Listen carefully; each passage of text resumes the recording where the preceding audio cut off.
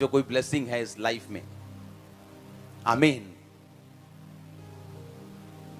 आपको ये तो मालूम है रूथ कौन थी, बताने की जरूरत तो नहीं है।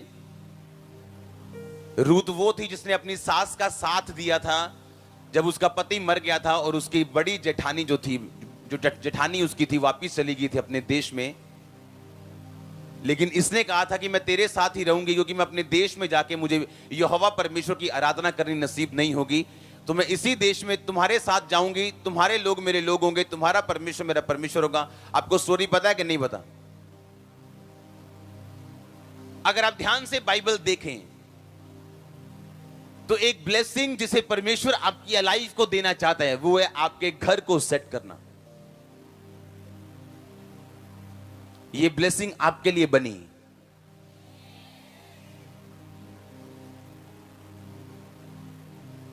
जब एक व्यक्ति परमेश्वर के दर्शन को सपोर्ट करने को तैयार हो जाता है, ये उसकी लाइफ का हिस्सा रहता है। जब परमेश्वर ने अपनी इच्छा को जाहिर कर दिया कि मैं अपने इजरायली लोगों को बचाऊंगा और मूसा के द्वारा मैं उन्हें आगे लेके जाऊंगा, ये इच्छा थी परमेश्वर की, हां या ना? और जब परमेश्वर एक प्लान अपने दिल में रखता है और उसे जाहिर करता है अपने नबियों के ऊपर, तो शैतान को मालूम होता है कि कुछ ना कुछ परमेश्वर का प्लान पूरा होने वाला है और वो अपनी चालें चलना शुरू करता है। और उसने एक चाल चली उस राजे के बीच से जो मूसा के टाइम पे होने वाला था, कि जब मूसा हो उससे पहले उसने क्या चाल चली कि जितने इजरायली पुत्र होंगे, बेटे होंगे, लड़के होंगे, उनको मार दिया जाए। हाँ या ना?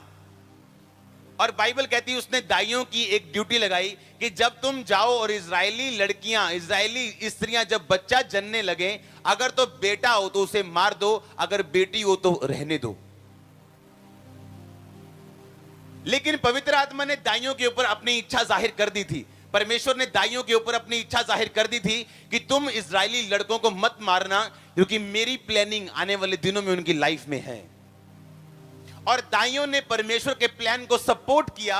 और वो क्या करती थी, अगर उन्हें मालूम है कि वो फलाने मोहल्ले में एक बेबी होने वाला है, तो वो जानबूझ के धीरे चलती थी और जानबूझ के देरी से पहुंचती थी, और जब वो पहुंचती थी तो बेबी हो चुका होता था। और राजे ने एक दिन पूछा उन दाइयों से, तुमने मेरे साथ धोखा क्यों किया? तुम क्यों नहीं जाती टाइम पर और उन्हें मारती क्यों नहीं बेटों को? दाइयों ने कहा, इजरायली स्त्रियां बहुत फुर्तीली हैं, मेरे पहुंचने से पहले ही उनके बेबी हो जाता है और मैं उन्हें मार नहीं पाती। लिखा, जब दाइयों ने परमेश्वर के काम को सपोर्ट किया और जो परमेश्वर ने कहा था वो किया, तो लिखा यहोवा परमेश्वर ने दाइयों के घर बसाए।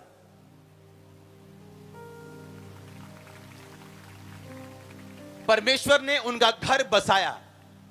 ईंट और मिट्टी की बिल्डिंग को घर नहीं बोलते हैं। बहुत से लोग हैं इस दुनिया में जिनकी ईंट और मिट्टी की बिल्डिंग सब बिल्डिंगों से बड़ी है, पर उस घर में वाइफ नहीं है, उस घर में हस्बैंड नहीं है, उस घर में बेबी नहीं है, उस घर में माता पिता नहीं है। परमेश्वर के विजन को जब सपोर्ट किया गया तो बाइबल कहती है, परमेश्वर ने कहा, मैं इन दाइयों के घरों को बसाऊंगा, क्योंकि इन्होंने मेरी आवाज को क्या किया? सुना। आपके घर बसाए जाएंगे, आपके चारों तरफ आपकी लाइफ का हर पहलू सेट होगा। यह परमेश्वर की प्लानिंग है आपकी लाइफ के लिए। जो वचन मैंने आपके लिए पढ़ा, रूथ की अगर आप लाइफ पढ़ें, बोअज की लाइफ पढ़ें, तो बोअज को यह बताया गया था, एक अच्छी इंफॉर्मेशन दी गई थी कि भाई ये जो औरत आई है ना रूथ, ये ऐसी औरत है जिसने अपनी सास को छोड़ा नहीं, क्योंकि उसकी सास यहोवा को मानती थी। ये अपने देश में वापस उस मूर्ति पूजा में नहीं गई, पर अपनी सास के साथ रही, ये जानते हुए भी कि इसे दुख झेलना पड़ेगा।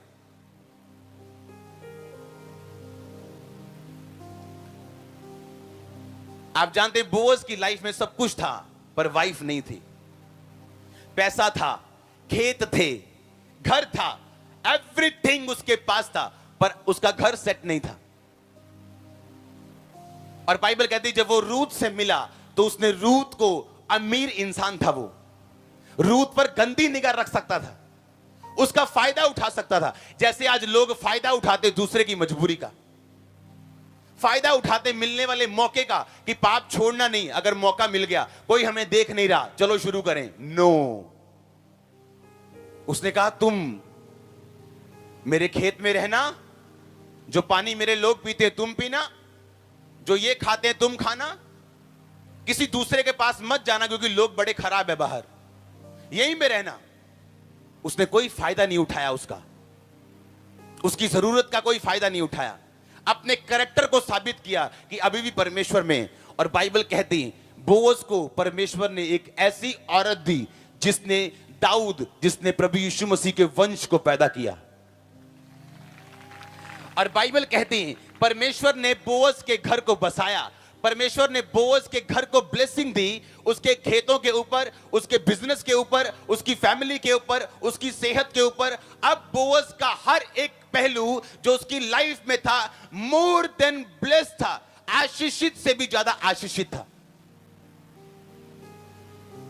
आपकी लाइफ कोई अच्छी फैमिली सेट नहीं कर सकती, आपकी लाइफ पैसा सेट नहीं कर सकता।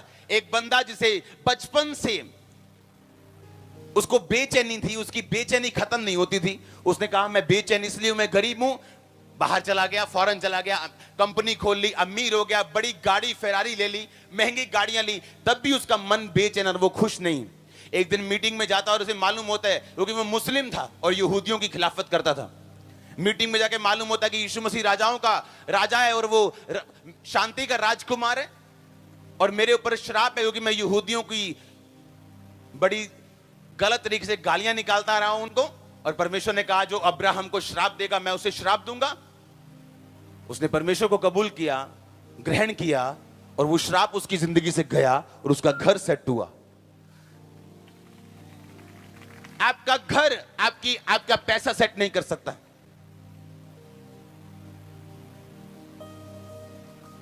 पर्दे पे जिनको लाखों लोग चाहते हैं, पीछे रोज रोते हैं रात को। जिनके गाने आप सुनते हैं, पीछे रोज रोते हैं रात को।